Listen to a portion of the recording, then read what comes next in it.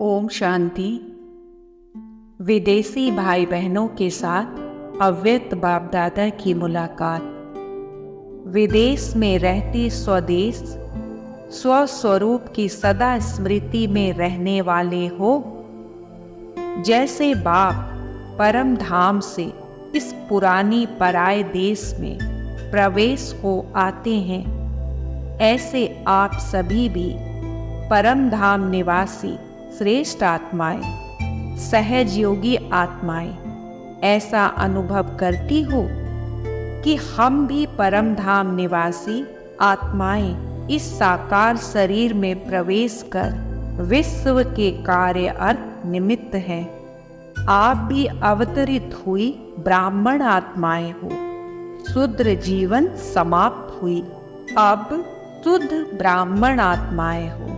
ब्राह्मण कभी अपवित्र नहीं होते। ब्राह्मण माना पवित्र। तो ब्राह्मण हो या मिक्स हो, दोनों नाव में पांव रखने वाले नहीं, एक ही नाव में दोनों पांव रखने वाले।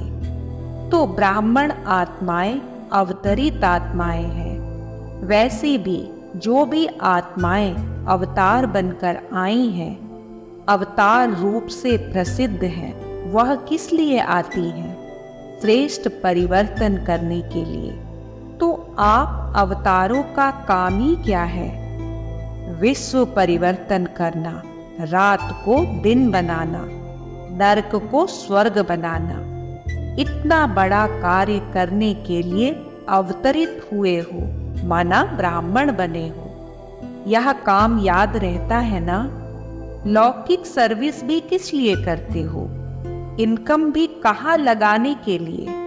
सेंटर खोलने के लिए करते हो व लौकिक परिवार के लिए करते हो?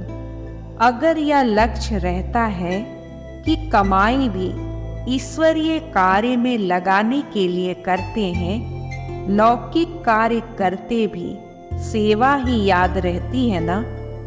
और किसके डायरेक्शन से करते हो? जब बाप की श्रीमत प्रमाण करते हो तो जिसकी श्रीमत है वही याद आएगा ना। इसीलिए बाप दादा कहते हैं, लौकिक कार्य करते भी सदा अपने को ट्रस्टी समझो। ट्रस्टी भी हो और वारिस भी हो। चाहे कहाँ भी रहते हो, लेकिन मन से समर्पित हो तो वारिस हो। वारिस का अर्थ यह नहीं कि मधुबन में आकर रहो, लेकिन सेवा क्षेत्र में रहते भी अगर मन से मेरापन नहीं है, माना समर्पित है, तो वारिस है। तो सरेंडर हो या अभी भी कर्म बंधन के अंडर हो, जब मन से समर्पित हो गए तो समर्पित आत्मा को बंधन नहीं लगेगा, क्योंकि सरेंडर हो गए माना सभी बंधनों को भी सरेंडर कर दिया।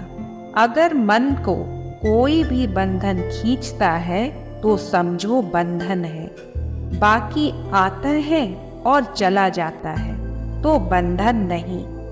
हम अवतार हैं, ऊपर से आए हैं, यह सदा स्मृति में रखो। अवतार आत्माएं कभी शरीर के हिसाब किताब के बंधन में नहीं आएंगी। विदेही बनकर के कार्य करेंगे।